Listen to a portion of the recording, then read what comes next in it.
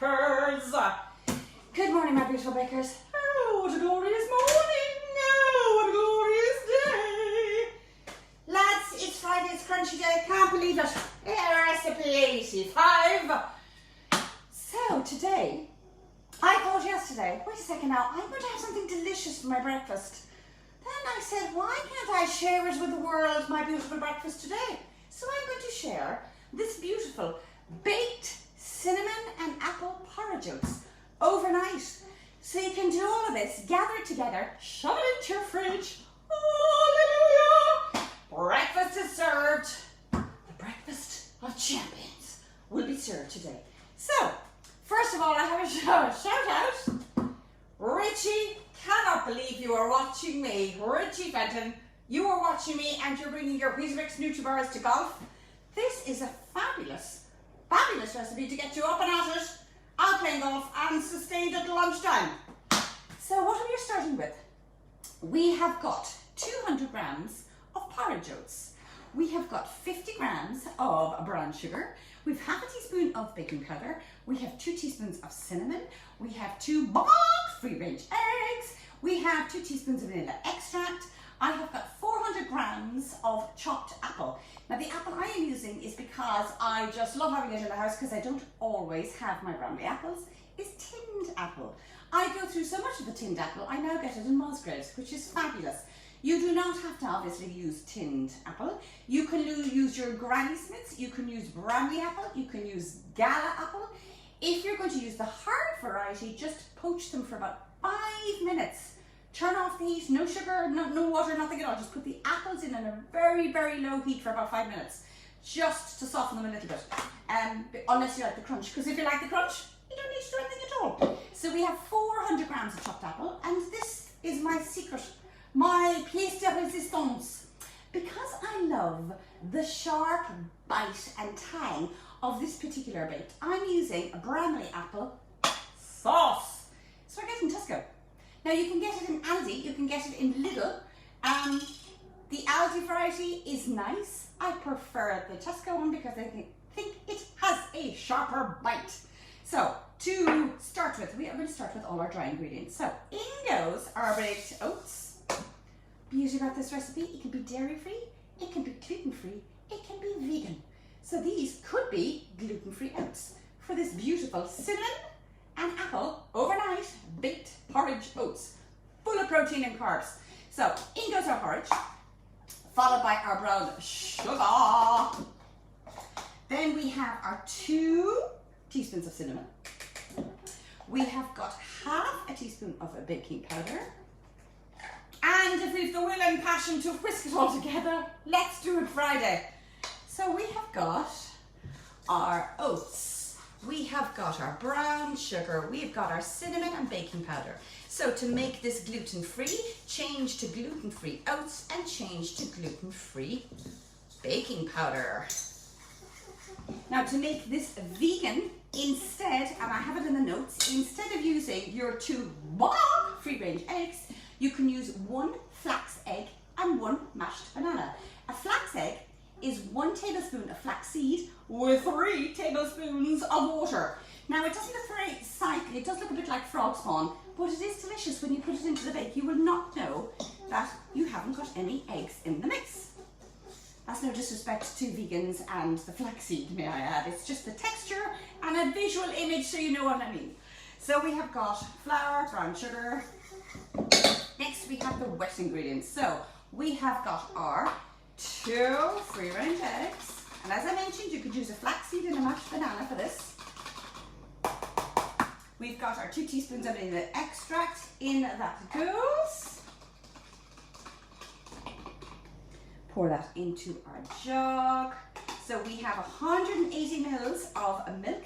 Now to make this dairy-free, you can substitute this with coconut milk, oat milk, almond milk, you name it milk, whatever preference you have, you can use that milk, which is absolutely divine. Now you don't have to use your chopped apple. You could use blueberries, you could use raspberries, you could use snozberries. You can use any fruit you wish. but it must be 400 grams, okay? So the next thing I'm going to do is I am going to pour all my wet mix into my porridge oats, along with my full jar of applesauce. This is so yummy, and the reason I started doing it this is I used to do one portion. One portion in a family of 6. And I'm not eating that, Mum. That looks disgusting. I'm not going to eat that. Ugh. What's that smell, Mum? There's a lovely smell of cinnamon. This is where I used to do it for 1, and then suddenly I'm doing it for 6 because they all love it. It's fabulous. Winter time as well, and the breakfast time, and you have no idea what they want. This is fabulous going to school. This is also a healthy alternative to a dessert. Now, having said that, you could slather it with loads of toffee sauce and a dollop of ice cream, which wouldn't really make it very healthy. In goes our chopped apple, and as I mentioned, this could be frozen raspberries, frozen blueberries, mixed frozen berries. If you're going to do the frozen fruit, particularly blueberries and raspberries, be very gentle when you're mixing it through, because if you mix it through, your porridge can look a little green or even violet. Nobody wants violet overnight porridge. So, as I mentioned, in goes our oatmeal, our apple, our cinnamon. We've got our eggs in there. Now, if you want, you could put in 50 grams of chopped pecan nuts. You could put in walnuts. I'm making it nut-free because my kids don't eat the nuts. And that's the other reason I'm using apple, is because I have one daughter who adores. What does she adore? Yeah, she adores raspberries. I have another daughter who enjoys blueberries. I have a son that loves strawberries. But trying to get them all to eat one particular blooming fruit, apple seems to work in my house. So all I'm doing next is just giving it one last mixeroonie. And this will go into, now, I have to measure this because this is sort of this, almost like a standard casserole dish. It's about 7 by 11 inches, and that's what I use for the baked oats. So in that goes, I mean, the thing is, if you have, this would serve 6. So serving 6, it takes 30 minutes in the oven the next day. So this does need to soak. So this is an overnight cinnamon and apple porridge oats. So you have our porridge baked. Oh my God! A delicious overnight baked oats. So I have got my apple, I've got everything else going for it. I'm just going to move the pieces of the apple because I want everyone to have a little bit of a bite. This needs to soak. As I said, if you're pressed for time, you could leave it for 30 minutes before the oven. It's 180 and it's for 20 minutes because you'll end up with a lovely light, fluffy, oaty, deliciousness. If you leave it a bit longer, it can be a bit like a shoe leather, boot leather, so I wouldn't even go there.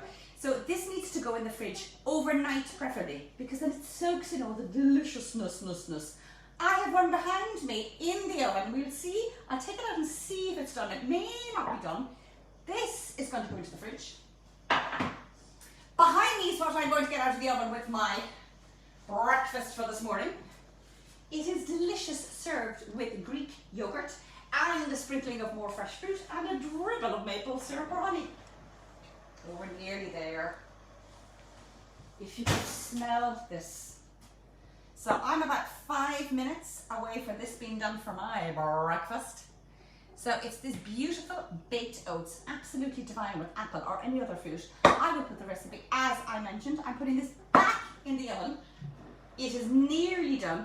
You'll know as well, because as it's getting golden, it still has a little bit of a wibble wobble, but I do not want to overbake it. Do not overbake it.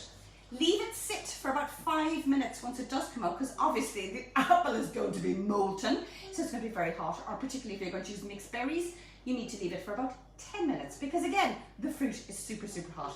It is delicious with your Greek yogurt, with sprinkling of nuts and your maple syrup. It is divine as a dessert with a scoop of ice cream and toffee sauce. Lads, I've done it again. Now before I go, I am going to mention that this is recipe number 85. I'm beginning to tick tock down to recipe 100. Recipe 100 will finish on the 20th of June, just before Father's Day. So Recipe 100, I will no longer be on Facebook. Stay strong, everybody, but I will transfer myself to YouTube for delicious, delectable delights and certainly some cake decorating tips, so that it means it's a little bit longer rather than the 15-20 minutes we do on Facebook Live.